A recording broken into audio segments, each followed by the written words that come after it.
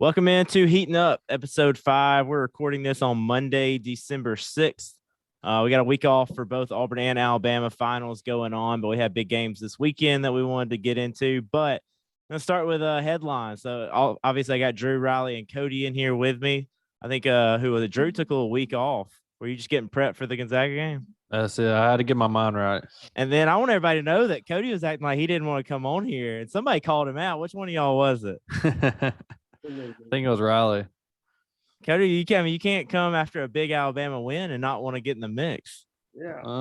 Well, you got to hear both sides of it, Cody. I don't think I have much interesting things to say tonight. The big net rating, though, that was the headline coming from today. The first net ratings came out of the season. 5 SEC teams in the top 25, 8 in the top 50, and 9 in the top 75. Did y'all know Kentucky is not one of those top 25 teams? They're like 40 something. So I'm not really sure. Drew can tell us in a minute a little bit about what the net rating is, but Alabama comes in at 15 and Auburn 16. Give us the brief overview of what the net rating is, Drew. Essentially, this takes into factor the game results, the location, home or away, neutral, strength of schedule, the scoring margin, so how much you win by, then your net offensive and defensive efficiencies, as well as the quality of the wins losses. Do y'all think that affects how people coach games, like running up the score or trying to keep it close at the end by a little bit more fouling or anything like that? I think it's put a bigger emphasis on scheduling better teams.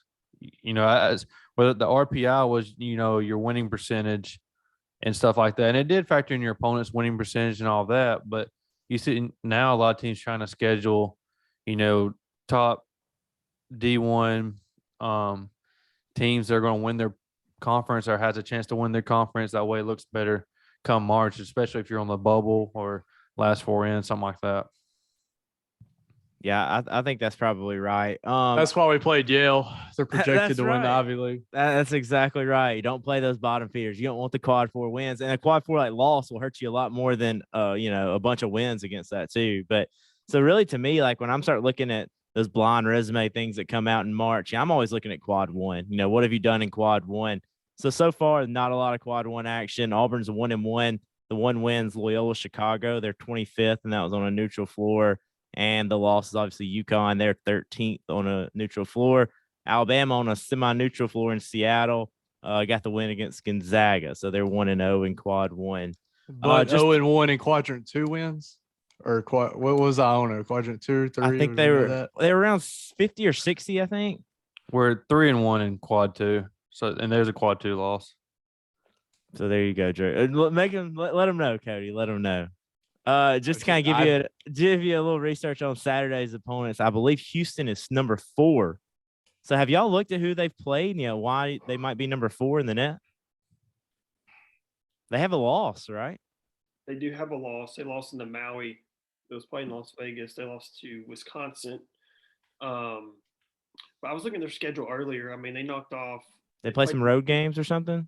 Played Virginia. They beat Butler. They beat Oregon. Like I said, the quality of these teams, I don't know. They lost to, like you said, the only loss was by 2 points to Wisconsin, the Maui.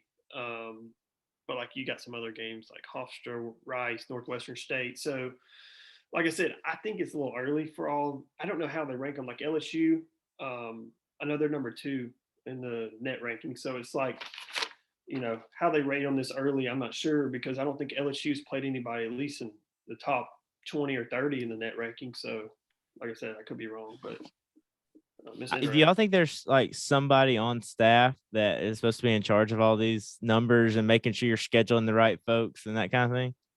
Oh, for sure. I know at Bama, I don't know if it's like this everywhere, but usually like the director of ops, they have a big hand in controlling the schedule and helping out. And, a former Bama director of ops has started a company that actually schedules for colleges, and they do a lot of the big time colleges and, make their schedule competitive to where come March, they've got all these teams that are, right there, either in the tournament, whether it's automatic bid or whatever it may be.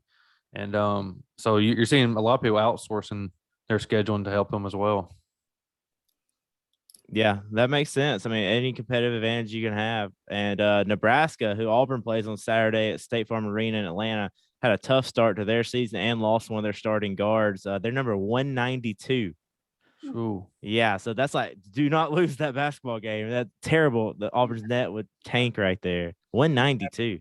It's like what you said. Those quad 4 or quad 3s, they really hurt you. That's why like you cannot have a down game at home where you're playing whoever it may be. I mean, it could be a quad 4 team and you slip up and have a loss, and it hurts you a good bit.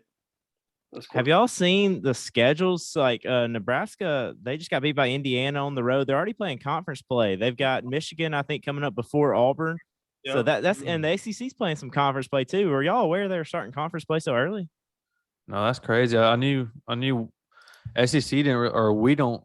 Bama doesn't really start till after Christmas, and that's usually how it goes. You play one before January, then you start Right. SEC play and get it going. But Big Ten and ACC, it seems like they just keep because they usually do. I remember when I was at Alabama, they would still schedule maybe 1 or 2 games before Christmas, conference games. But now At most. we're at the beginning of December. Yeah. So it is kind of weird. So do y'all think that I'll have to look at some of their schedules? Are they playing some non-conference games later, or do they play more conference games than the SEC does? I wouldn't think so, unless they play a home and home for everybody. But I think that would be too many games. But I don't know. That's a good question. Let's see. Yeah, we'll need to check that out because that's outrageous. Nebraska's gonna have been tested like crazy. So 192. I mean, losing those games is hurting them really bad, even against good teams. So Nebraska, for instance, I got them pulled up. Like they're throwing Auburn in the mix on December 11th. Then they'll go play Kansas State, and then they'll play Kennesaw State on December 22nd. They get to January though, and it's straight January, February, and March are straight Big Ten games.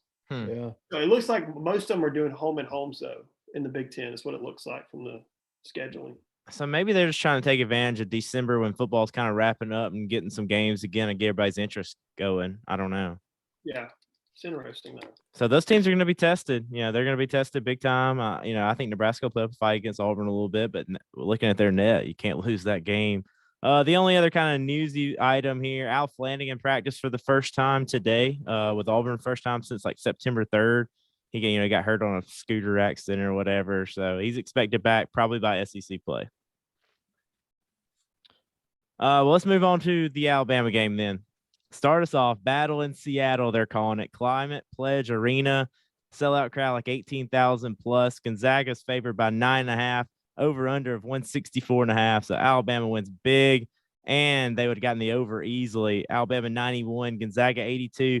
1U Bama guys. Just start this thing off. Tell me about the game, kind of how you're feeling going into it, and then getting it started. really, it's just fun to watch from, you start out the season really hot. You go down to Orlando for your Thanksgiving tournament, have a rough game against Iona, lose 1, win 2, but you start to see in that second half Miami. So then you're kind of like, well, what's this team made of? You've seen the good, you've seen the bad. How do they respond? And I know it's a neutral game in Seattle, but like Nato said, out of 18,000, 17,500, we're screaming for even though it wasn't in, Gonzaga, it was still a rough environment. So it was good to see the young guys respond as well as the older guards. And, that's a big win. I would have accepted a 1-point buzzer beater, but, give me 9-point win and I'll take that even more. And hitting on that crowd real quick, I thought they were really trying to will Gonzaga to make a run in the second half. They were really were screaming and trying to get them going, and they kind of got to 5 or 6 a couple times. They never really made that one last push. Riley, what are your kind of thoughts going into the game? I figured NATO's, he's just the way type of coach he is, he's going to have the team ready to play. You saw from start to finish the intensity on defense. It was where it needed to be. I know like Drew said, the Orlando tournament, the first game, Iona was kind of, disappointing the way we played, but then come back with the 2 games at the end. And like I said, the second half of Miami, Alabama played a lot better. But going into the game, I knew that we'd have to get someone in foul trouble, or we'd have to take Holmgren or Timmy. Timmy. Yeah. Those 2 guys, you can't play them I mean, it's gonna be hard. Alabama's undersized playing. I mean, we started Juwan Gary at 6'8" versus Holmgren, so got to get up and under him defensively. I don't know if you saw, but they were as soon as the ball went in the post with him or Timmy, mainly Holmgren, they were doubling. They had to. The biggest thing I was, saying earlier is I think they need to push him off the block so he can't turn around, just lay the ball up. And so once they did that, the double teams are easier, make it kick out, find somebody, and then rotating. So I thought they did that really well. Basically, I mean, I think Holmgren ended up with uh, 10 points, 11 rebounds. But like I said, he played 22 minutes. It kind of took him out of the game, threw him out of rhythm. Playing Keon Ellis at the 4 and Gary at the 4, mainly Ellis, because Ellis is more of a 3-point. You got to guard him more, respect him more. It was hard for Holmgren to stay in front of him and guard him because then you got a lot of shooters. When Shackelford's filling it up, when J.D. Davidson's shooting the ball like he did, it just makes it harder for Alabama to guard. Well, let's stay with that for a minute because I thought it was crazy watching the game that Holmgren was out for as long as he was. I always like to kind of say how the opposing team feels. It's kind of like a baseball thing. Like if you're an Atlanta Braves fan, like every time Mookie Betts came at bat, you were just kind of scared for the Dodgers. As an opposing fan, would y'all not have rather seen Holmgren on the bench? Like, didn't it make you a little bit more worried when he was out there on the court? Oh, for sure, because you can just watch him play and see how he changes shots around the rim or gets rebounds. Can stretch the floor. He had a rough day shooting against Bama, but that ability's there because he's done it all the way until now. So it was definitely good to see him there. However, 22, who played a lot of minutes for them, did kind of pick up the slack and hit some big threes. And, he's a little more tougher, bigger kid, which I think is partially why Holmgren kind of got less minutes than he usually does, just because, when you play, which I mean, they played Power 5 all season, but you start to see that wear and tear of the physicality, of D1 teams. And it kind of got to him, I think. Cody, let me throw this to you, Cody, real quick, because I felt like, and you can hit a Holmgren too, but my question was, I just felt like Alabama had kind of an edge to him to start off the game, and like I don't know if Gonzaga was just more comfortable or being a little arrogant about the game or what. I thought right off the bat you could tell that Alabama was more into that game right off the bat.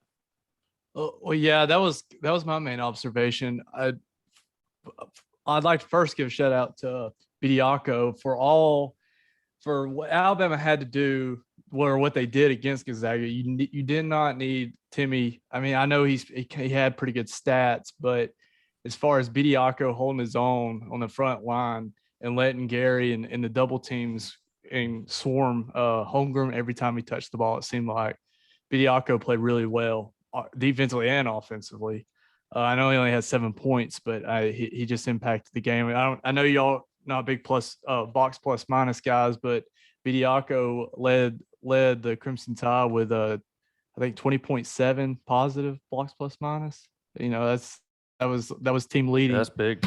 But yeah, I'm with you though. Like, if I was an Alabama fan and as a neutral observer, I was every time Holmgren was on the bench, I was a sigh of relief. But that being said, when he was in the game, and like I think Riley already alluded to, as soon as he touched the ball, they did a really good job of doubling and making it very uncomfortable for him. So he really never got going, in my opinion. Let's jump right to the individual stuff then a little bit because I want to hit on Bidiaco immediately. I thought he was fantastic. He had 7 and 8, I think, in 22 minutes or something like that. But tell me about this game plan. I love that they didn't put him on an island defending, that they were doubling and they were digging and stuff. And it seemed like Timmy hit him a couple times with a little baseline move every now and then, but it seemed like Bidiaco was doing the right job of turning him however Nate Oates had told him to turn him because the double teams were right there bothering him every time. What'd y'all think of the strategy of, even though he's a shot blocker and a long guy, not leaving him on an island? And how'd you think Alabama did kind of double in the post?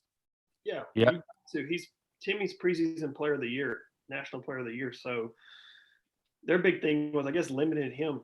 I know when you play a dominant post like him or a dominant guard, is try to get the ball out of his hands or make him work to score. Make him work. Make him make some double, make a counter, make a triple move.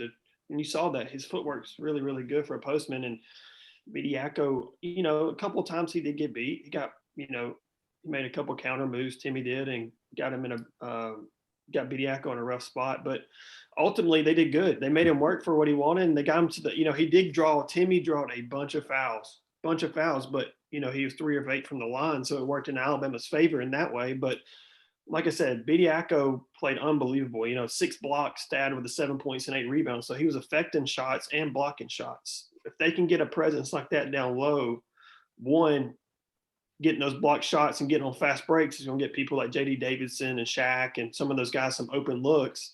But 2, it's keeping people, getting easy shots around the basket that, when the guards do get beat, there's nobody, usually, you want someone there to kind of affect the shot. So, no, he did really good. The double teams are really good, even though there's a couple times, obviously, that, he spun out of the double team, or he went through the double team. But ultimately, the effort makes up for a lot of the mistakes you make. And I thought Alabama from start to finish controlled the tempo and controlled the pace and made Gonzaga play their game. And I thought like that strategy was working because Gonzaga had some like their role guys with shots and they just weren't really knocking anything down. And you like to see them taking those shots and not as much. Even Holmgren had some big ones that if he'd have knocked 1 or 2 down, I think the momentum would have changed a little bit. He was shooting the ball poorly, but I thought the whole strategy was great. Drew, what do you think of just kind of the whole defensive strategy for Oates? Well, the question going into the season and kind of carried over these first few weeks has been, can Alabama defend the post, right? Is their backcourt is great. Is their front court going to be able to provide enough, defense and offense for them to play with these teams that have really good men down low? And, I feel like we really answered the bell on that with Bediako's ability to block shots and defend. Even in the one-on-ones with Timmy, he got a couple of good blocks that led to transition points. And it was big to see. And because not only did Bama play well with their bigs were also in foul trouble all game. So you saw people like Gary, Gurley, Darius Miles had to play the 4. Keon Ellis came in and guarded Holmgren some. So you saw a lot of guys have to rotate and kind of fill in and fill those roles because they were in foul trouble. So it was kind of pleasing for Bama fans to see that, so that now going forward, it can kind of help that guard play out a little bit and, and hopefully transition against other teams as well.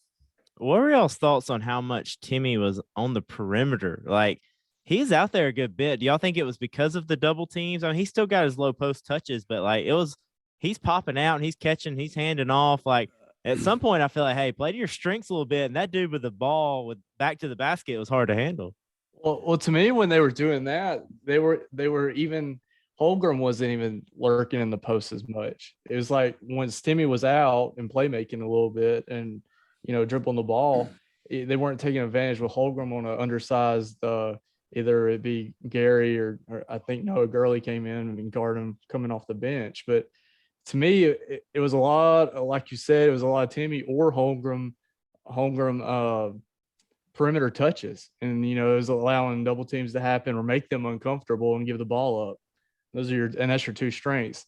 So I as well as Alabama played, and they dictated a lot of that game because of how well they played. But also Gonzaga really did not play to their strengths a lot, in my opinion.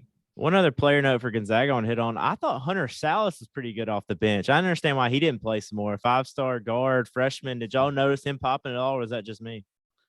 In high school, a lot of his, hype came from his offensive ability. I think that's kind of where Gonzaga fans are a little questioning what's going on with him. He's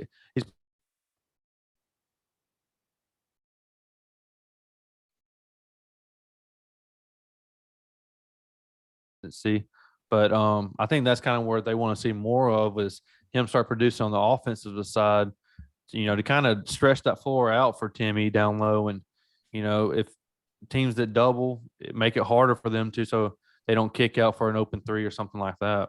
Let's move over to Alabama's offense a little bit. They came out aggressive. They were taking shots. Honestly, I thought Gonzaga was not closing out enough. Like they were like kind of closed out, and Alabama was taking it anyway. Like they were taking the shots. What'd y'all think of their confidence coming in? They played pretty much just like they did last year, came out shooting the basketball ready to go. What made them so confident that they could play in that game like that? I think, like I said, being aggressive, being the one taking it to them. I think Shaq, seeing a few shots go in early, that rim got bigger and bigger and bigger. In the first half, you saw him taking them. He kept moving back and back, and he was hitting deep threes.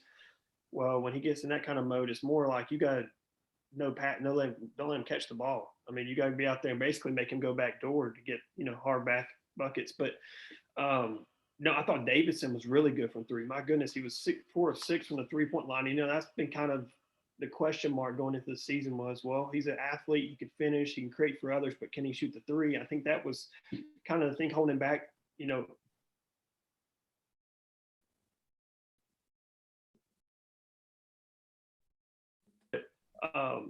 Shaq and Davidson were awesome. Quinterly was good too. Quinterly, he still didn't play his best game is the crazy part. Quinterly, Ellis, and Gurley didn't have great games. I mean, they played good. And Alabama scored 91 points. Like, that's what blows me out. When I started looking at their box score, I was like, they scored 91 points, and none of those guys really did what they can do. JQ had 17 points, but he was 6 of 17 from the field, 1 of 5 from three. So you look at that, and, Keon Ellis, 4 points, 1 of 5, shot 5 times. Gurley 3 points, 1 of 3 from the field. So as an Alabama fan, knowing those two guards played unreal, there's a lot of hope, a lot of improvement that they can build on. But like I said, it's just trying to get all the guys clicking at the right time. But like I said, controlling the tempo, playing really aggressive defense, not giving Gonzaga a lot of second shots. Alabama won the rebound battle 43-42. So that was really big. Going into the game, I thought that was going to be the decider is, how big they are, how athletic Gonzaga is, them getting second shots, easy baskets. And Alabama did good on the turnover battle as well. Alabama and Gonzaga both had 12 turnovers, but, they've been games where they've had 19 or 20 turnovers, and this game was really good to be in a hostile environment with 12 turnovers. But overall, Shaq and Davidson led the way. But no, it's really exciting to see, Davidson's game evolve and him get more confidence. Yeah, he hit one off that ball screen, and I think it was Quinterly threw back about behind. It was like a late in the second half. It was a really nice play. Davidson hit that three. Yeah. I thought he did a fantastic job. Yeah, that was huge because they just cut it to within like 4 or something too, and that he hit a three. That play I'm talking about? He's coming back with his right hand. He whipped it back behind him to Davidson, and he knocked it down. Yeah, because then we came down and Quinterly hit a three and over Timmy, which went from in 4 the corner, to 10 real quick. Yeah. And that was kind of the changing point because Gonzaga went on that run. I felt like Alabama, I was kind of keeping a note on all the big possessions late, who their lineup was. I still feel like Oates is trying to figure that out. Like, he was changing a lot. Like, every dead ball, he was changing something. Like, I still feel like they've got that 5 they're quite ready to close out with. Y'all have any thoughts there? So who they're going to go to, really, I feel like guard-wise. More times than not, it's going to be JQ, Shaq, Davidson, and Ellis. But then comes in the factor of, because they're going to play more times than not. I mean, if Gonzaga got anybody, they're going to play small. So they're going to move Ellis to the 4, and they're going to play rather Gurley, Bediako, sometimes Miles. I mean, it just kind of varies. But, yeah, I think it's more of for Nate Oates, it's more of a game-by-game decision. But at the same time, it's kind of who's hot. I mean, if Darius Miles comes in and he's hit 4 or 5 threes, he may be taking, Ellis's spot, or he may be ever rotating. But no, yeah, it's kind of changed up every game this year. It's kind of, it's like I said, I think it's just kind of a flow type thing. Something that I noticed that could impact, who your closing unit might be is because you see how JD was playing, but Shackelford really, he didn't settle. He shot the ball really well from deep in the first half, but he came out and he didn't settle for threes. He shot a lot of layups and came in shooting a lot of close twos. And to me, it's a scary sign for somebody like as an Auburn fan, but it's kind of the last iteration of becoming a complete scorer. I know when, as an Auburn fan, we were watching Bryce Brown, you could fill it up from 3. But we really, when we closed out a lot of games and one of the games that we weren't supposed to, is because Bryce Brown was taking 15-footers, 10-footers, and he was getting ran off the 3-point line. And Shaq showed me that he was doing that against Gonzaga, and that was a backbreaker because you play really good defense, run him off the line, and then he goes in and scores a layup on you. That's pretty deadly. And up until this game, I haven't really noticed that part of his game. But see, that's another reason why is Holmgren not out on the floor to guard the rim a little bit. Even if he's not playing well on offense, like, stick that dude in the middle of the paint. He's humongous. Yeah, think I we mean got it the guards were feasting at the rim all night. I don't. You got somebody like Drew Timmy put him down on the ground a couple of times. I don't know. He's flexing everywhere, but Gary, why I can't he? know. Why can't he Gary put guard finished. a guard? Miles had a couple big finishes in transition. I thought he played pretty well. But I will say, if I'm an opposing coach and I was watching the Alabama thing, anytime that Gary or Miles gets the ball in the corner and they start driving in, I'm happy about it. They made a couple plays. I know they're excited and they're playing hard, and you give it to them. It's like, I don't know if you need to be doing that, man. Did y'all see any of that? Oh yeah, it's crazy, man. Darius Miles is so skilled, but when he's attacking, you don't know where that ball is going to go.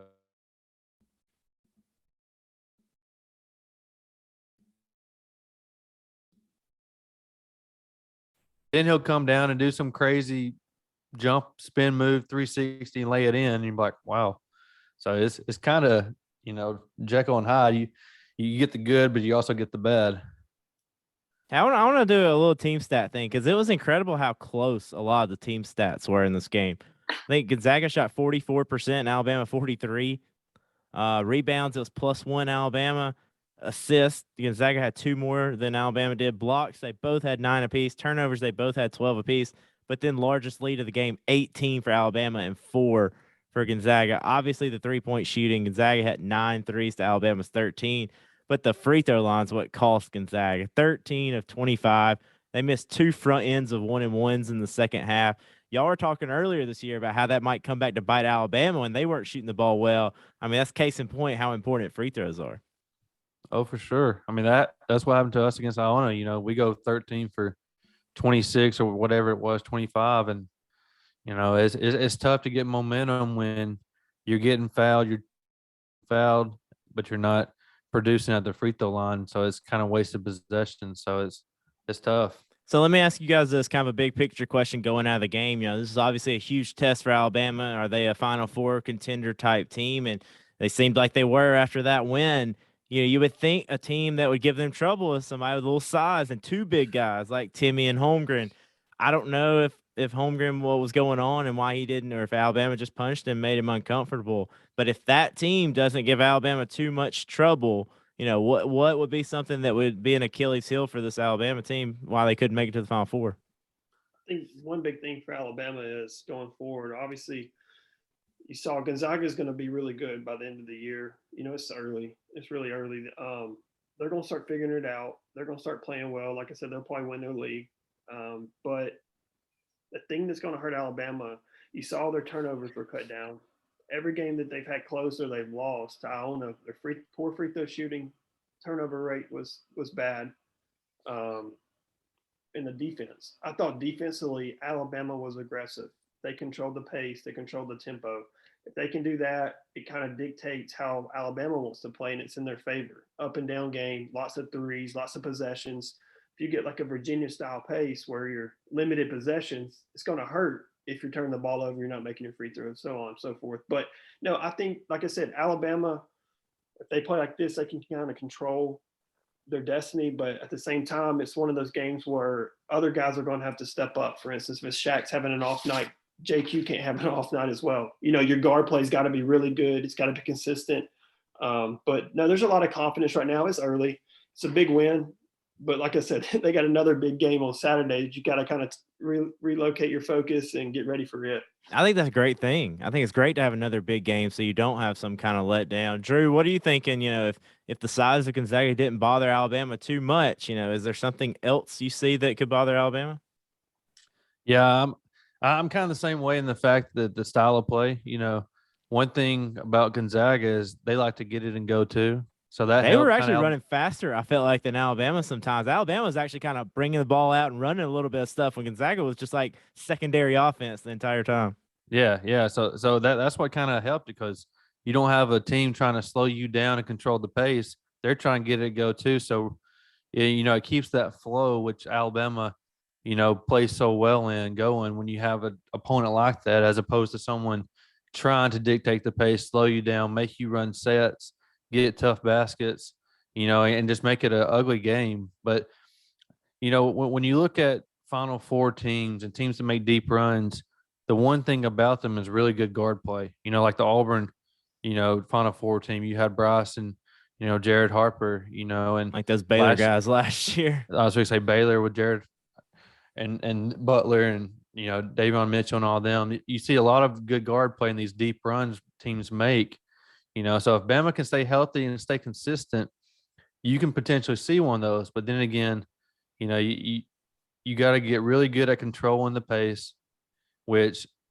you can tell on the better games when they buy in defensively, play physical, make other teams earn it, which leads into steals and rebounds and transition. Even if it's not a transition layup, you're still making the speed of the game go faster, which gets you kickouts, gets defense disoriented. So I think the key is, lock in defensively, play tough, play fast, and just try to keep that flow going, because when Bama's guards are going, it's really tough to stop. Cody, what I was going to ask on this one and see what you think about that, because we watched that Auburn UConn game so tough. I'm thinking if a team has somebody like a UConn did, that they would still have to double like Alabama did, and then have some guys knock out those perimeter threes. I think that might be a little difficult. The bigger guards, like a team like UConn, had some long wings that shot the ball really well. I don't know. There's not that many teams out there that has all that. So I think that's a pretty good sign for Alabama. Yeah. The only thing is, obviously Alabama played to their strengths this game and came out with a W, but Jaden Shackelford had 28 points, Quinterly had 17, and Davison had 20. Nobody else was even sniffing double digits. I think, but Bediako had 7. So you're really relying on your guards to carry. Like you said, good guard play does lead to success in college basketball. But when you have those couple off nights, it's nice to have some big bodies giving you some more offensive support. And also, the more we see it, and kind of my big thing going in for Auburn and Alabama going into the season was how deep these teams are. Alabama is really shaving off the fat. I don't know. They're kind of. I think they played eight guys. Is that right? Yeah. They started Bediako and Gary and Gurley, Miles, and Davis off the bench. But really, they're getting production from 6 guys. In my opinion, Darius Miles and Gurley are coming in and playing pretty good defense. But I'm not seeing much offensive production from them. Which, if your guards are going for 20 plus, none of that matters. Good defense behind them, but that's the only thing that I could see any glaring weaknesses right now. It's the crazy part. Imagine if they bring their offense as well. Do they have that capability? That's what I haven't seen it from Gurley. I know Miles has came in and gave some pretty good minutes, but I'm wondering where that offense is going to come from, other than the guards and Keon Ellis. Yeah, Keon Ellis didn't play well. He had 4 points. You look at JQ, 6 of 17. He had 17 points, some free throws mixed in there. But Darius Miles, after the game, was still averaging 8 points. So you figure he was up around 10 points a game. Gurley's obviously not played up to his potential. He's averaging, after that game, 6 points, 3 rebounds. But it kind of makes you think, like, how many games are we going to say that he hasn't played up to his potential, though? He was a 1,000-point scorer at Furman, in 3 years. That's 1,000 points in 3 years is a pretty good accomplishment. You don't Shackelford just hit that in his third year. I think he's grasping his role a little bit, trying to figure it out right now. He's trying to be a little tougher, I think, right now. Yeah, no, I agree. It's just so early, like, to say, obviously, yeah, they're not played well, but I think the more as the game goes on, people start filling their roles. It's kind of like everybody knows what their job is. But like I said, yeah, Ellis had 4 points, shot the ball 5 times. He had, against Miami, he had 20-something. So, there's a lot of stuff to figure out. But going forward, I think that, like I said, teams are going to make adjustments. Gonzaga's not going to be the same team they were against Alabama at the end of the season either. Hey, I was kind of going back through possessions late in the game, and I think one of the biggest ones that nobody will really talk about is Gonzaga cut it to 6. I think it was 72-66 at the 8-minute timeout or so in the second half. And JQ drove in way too deep and jumped up in the air and just kind of lost the ball. And it happened to bounce right to Keon Ellis. He beats everybody to it, lays it in. Huge part in the game. And Ellis was just a little bit quicker to the ball. And I felt like Alabama was that all night on both ends of the court. They were just a little faster, a little bit more aggressive to the basketball every time. Yeah, and that to go off on a higher note, so not all the Bama fans will be butthurt what I just said, but yeah, Bama looked like the more athletic and more, the more athletic and superior team out there. They beat them up and down the floor all night and then really let up. So, I mean, you can't feel nothing but good coming off that win. Do you Just saying. worry, Norris's? Do y'all worry about Alabama being able to bring that edge every single night? I mean, you're not every night going to be in an 18,000 seat arena playing Gonzaga. You know what I mean? Like, I almost feel like at some point Alabama's roster needs to have that edge every night. You know, they're going to be small and they need to have 10 rebounds from Shackelford and Ellis getting every loose ball and that kind of thing. You have any worries about being able to bring it every night? I do think you saw a few games from Bama where they didn't start off with that edge. In that Orlando tournament, especially the Miami game. I don't know if you guys got to watch it, but the first we really want to be here. Then they came out in the second half, and it's like someone just turned the light switch on. And I mean, they scored like 65 points in the second half, whereas Miami scored 64 or whatever the whole game. So I don't, maybe hopefully that opened their eyes. Of course, it's easy to get up for the Gonzagas of the world, but is it as easy to get up for a Colorado State or Jacksonville State no side to Colorado State? They're probably ranked in the top 25 now and really good this year. But just the smaller Division I schools that don't bring all the name that Gonzaga or a lot of these high profile teams do. So it'll be interesting to see this Saturday against Houston, which is another good team, if we start off with that same fire, that same energy that you saw last Saturday.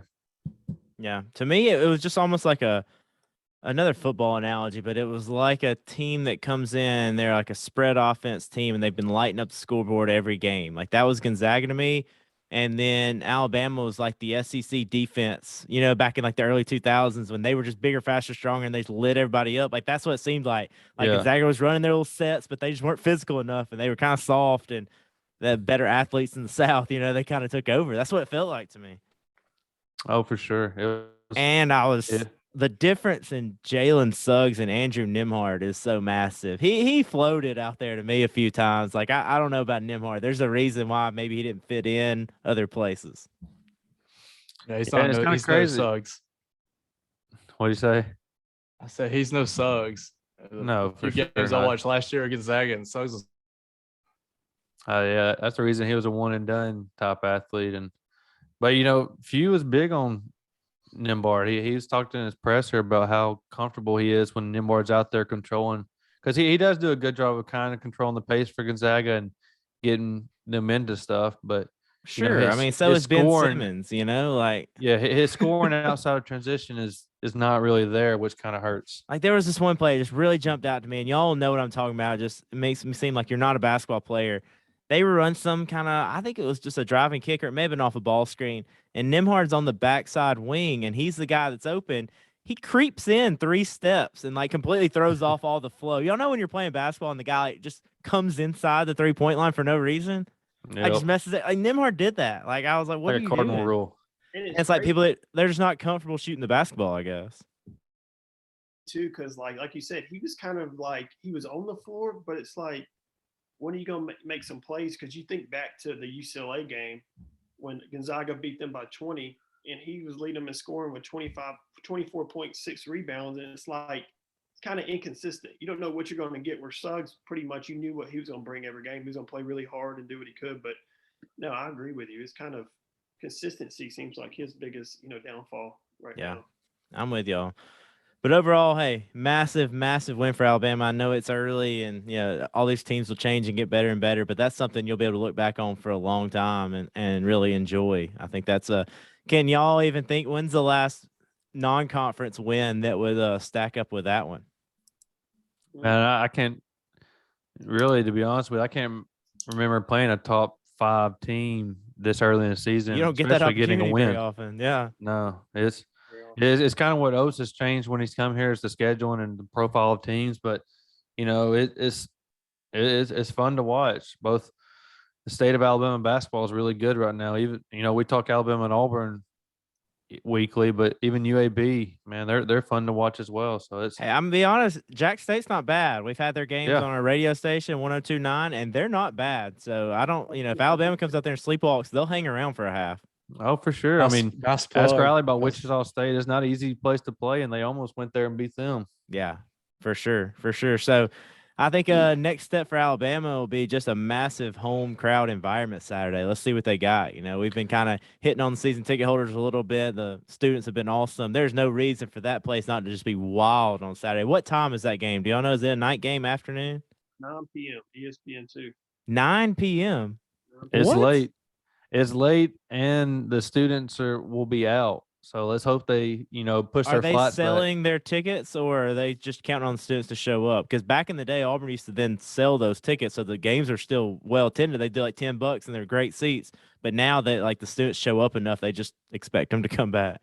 Yeah, I'm not real sure what they're doing. I'm hoping the students, push that flight back after beating a top 3 team in the nation, Also, and they're doing, attend. But we'll see. yeah, What'd you say, Riley? Saw some incentives they're doing to get the, like they give out stuff to try to get the students there.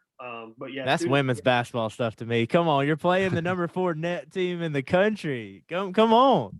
I know, top 15 matchup. Just beat Gonzaga in Seattle. Come on, if you can't get up for that, I might even want to come to that game. Are you even alive if you can't get up for that one? Man. That's what I'm talking about. And that's one reason they're doing Gonzaga next year in Birmingham. When I was there, they always did one game in Birmingham just to kind of. There's a big fan base in Birmingham, and they sell out just about every game. Especially when I was there, had Oregon one year, Texas one year. Are you taking credit for that? Everybody came to watch Riley play. Right. Did you sell out the Huntsville game? Was that the Raleigh game? No, not any of the other Huntsville folks that y'all had. The Von Braun standing room only. No, that's good though. Well, huge win. I'm excited to watch Saturday and see what they got. I don't know a whole lot about Houston, but obviously a Final Four team and massive net rating, chance for Alabama to get a huge win. We'll just kind of quickly hit on the Auburn game. They played Yale on Saturday at 1:00.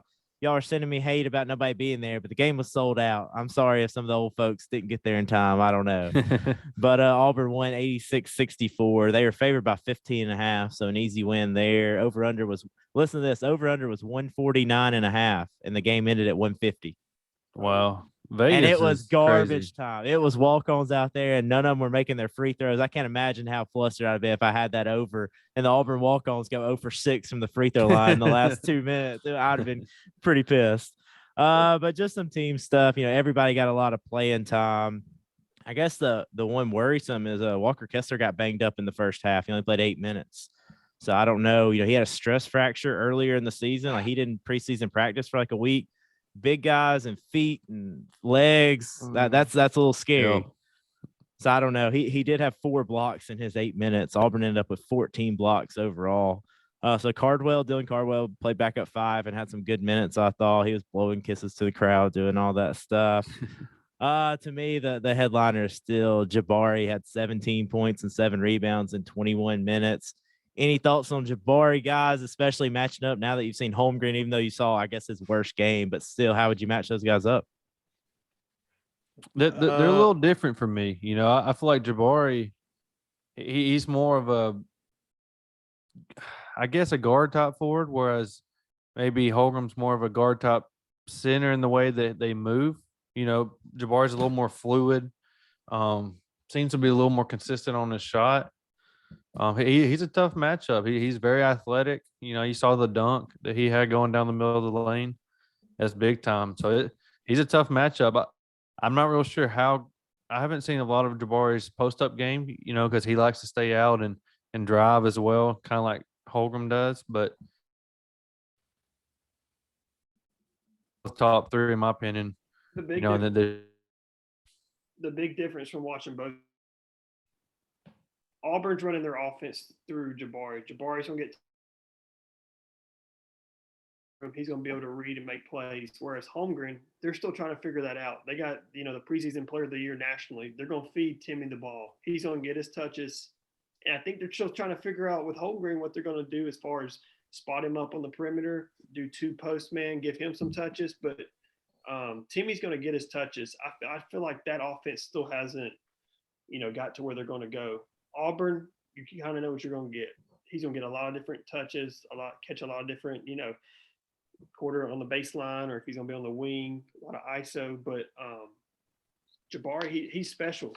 He's definitely a talent. I mean, 6'10" that can shoot threes is right up the NBA's alley. I think Holmgren obviously can show he's went over 4, but his shot looks good. I mean, pros know he can knock down a 3. It's just going to be interesting to see how he evolves throughout the season. Cody, tell him the truth, Cody. Tell him how he really is. And did y'all see that Mike Schmidt say during the game that he was the best defensive big guy he's ever scouted or something like that? Who's that, Holmgren? Yeah. Yeah. Yeah, I heard him say that. We were talking early in the game. Yeah. I don't know if he was just talking about rim protection, shot blocker, or defensive player, but I mean, I don't know. That would have kept him on the floor if I'm Mark Few, but whatever.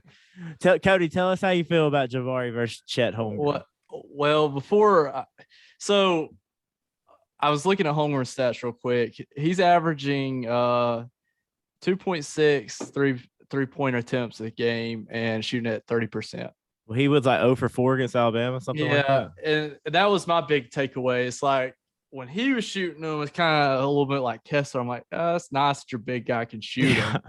But he airballed it, like hit the back of the That's rim, what I'm saying, but backboard, I never felt like it was like going in. And every time Jabari shoots the ball and his offensive prowess, every time the ball leaves his hands, I just feel like it's going in. It's a complete eye test thing. And I just feel like that just translates better. You don't have somebody that's 6'10" with 7'4" wingspan that can shoot and dribble the ball the way he can at his age. I mean, 19 years old. He's a year younger than Holmgren. Mm-hmm. I mean, I don't know. I bet on that guy. I bet on Jabari for that, but that's just me. I'm biased. But viewers, get you a girl that talks about you like Cody talks about Jabari. That guy is starstruck. Hey, you're right. Well, he is good. No, I mean, there are some things that Jabari needs to get better at. Like Riley's saying, it is getting better. We are running a lot more offense through him. I know, like when we had Chuma, to me is comparable as far as the position and what he's doing for us offensively. Down the stretch, it was like when everything hit, all else fails, give the ball to Chuma. He's going to make the right decision. I'd like to see a little bit more of that for Jabari. Making the right pass, the right read every time. There's sometimes he gets caught up, dribbles a little too far in there and doesn't finish as strong as I'd like. But there's other things that you just can't be taught, I know he's got more of a handle than this guy, but to me, it would be like drafting Holmgren over somebody Jabari Smith so far, what we've seen. It would be like taking Porzingis over Jason Tatum. Something like that. Like, I'm just going to take that biggish wing I feel like I can fix other stuff about him.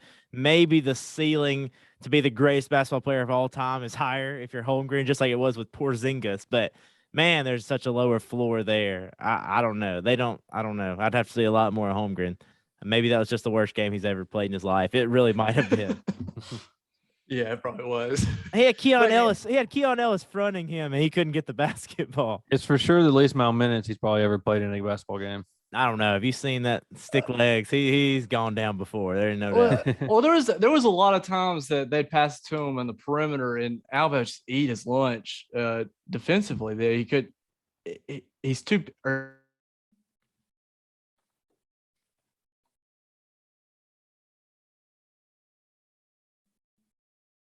Post presence right now, but we didn't really, like you said, we didn't really see that. Keon Ellis kind of kept him from dominating. Of course, Keon Ellis is going to be a good defender, but yeah, I think a lot of it's going to go to, obviously there's a lot of season left, finishing the season, seeing how he develops and how Jabari develops. But the NBA is a lot of the time. It's crazy how it is, but it's drafted a lot of potential. I mean, they will take a guy that's, 18, 19, 20 that has a lot of upside, they think, and who knows? Like you said, it could be Porzingis like he wasn't his best, or Porzingis now where he's kind of outshined by Luka and everyone loves Luka and all that kind of stuff. But it's going to be interesting to see. I think, like I said, I think that Jabari's a better all-around player, especially offensively, maybe Holmgren around the rim shot blocking. But I heard a good thing is who was the guy? Who was the draft guy? Is it Schmidt? Is that his name? Mm-hmm. He Yeah. was talking. They said like if we drop Holmgren in the league tomorrow and he has to guard Joel Embiid, well, no one's going to guard Joel Embiid, but you know what I'm saying? Like he's going to score every time on the block. So it's kind of one of those things. Whereas Jabari can kind of play the 4, he can kind of match up with someone else. But like I said, it's going to get. I mean, they're both going to be top 3 picks. It's just a matter of what order they go in. I think Banchero is watching him play. I think he's the without a doubt number 1. I mean, so far this season, obviously things could change throughout the year, but he's unreal watching him from Duke. Being If he 16. can drink enough Gatorade, right? Isn't that what you Yeah. were saying about him sweating? Yeah. Yeah, I'm looking forward to watching him a little bit more. A couple more Auburn stats before we get out of here. Katie Johnson had 19 points in 21 minutes. Devin Cambridge had 10 points and 10 rebounds in 21 minutes. So the starters really just outclassed Yale really badly.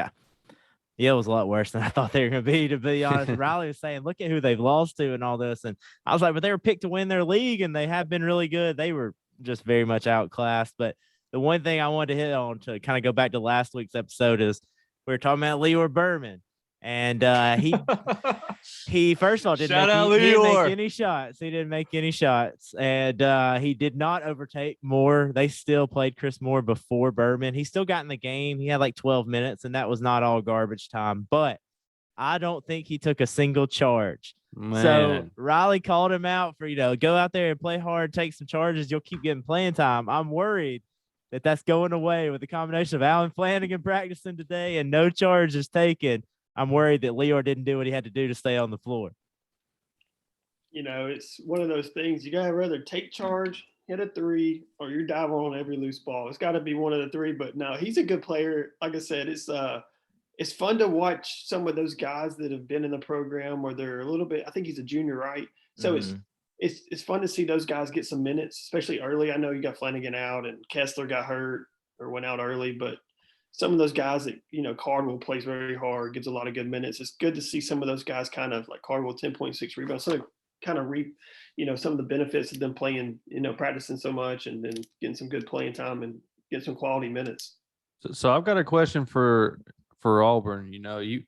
It looks like you found your groove. You found the lineup you like to watch. You like to play kind of with moving KD and Wendell around on all of them. How does Flanagan coming back impact that? You start to play well, you're getting going on a run. You kind of like how your rotation is. Do you sub them into the starting 5 and mess that up, or do you bring them off the bench initially and see how it fits? Yes to all of that. I real agree easy. with Cody. He just cuts into Cambridge. He just cuts into Cambridge's minutes and more. And Cambridge has been starting for us every game. So. Drew, one thing I think it'll be interesting is it's pretty, like Riley was saying, it's pretty certain that Jabari is your guy, and apparently he's like one of the hardest workers too, and like a really good kid, and so it's easy to let him be the guy. That would be the only thing kind of late in the game. Do they try to run something for Flan instead, that sort of thing, because he had such a jump from freshman to sophomore year, and it was because Sharif was gone and he had to do all that stuff. So I think he'll fit in fine. I think they'll probably start him immediately as soon as his conditioning is up to par. I think they're kind of circling maybe around Christmas, maybe the game right. We've got Murray State on like the 22nd, and then we're off for a week, and we have LSU on the 29th. So I think either one of those, but to me, he slides in pretty easily, and it's a little easier because Zep Jasper's playing a lot of point guard right now. And so I think he's a very unselfish player. He's not somebody like Jared Harper who's coming off a ball screen every single possession. So I think that opens it up for Katie Johnson and for Al Flanagan and Jabari. That's a lot of options still, but at least there's not like that one dominant ball handler. So that's why I don't think Flan will really like mess up the mojo. You know what I mean? Yeah. It wasn't messing up the mojo because I think, like I said, he kind of adapts. He kind of had to run the point last year, run the wing, playing the forward, did a little bit of everything.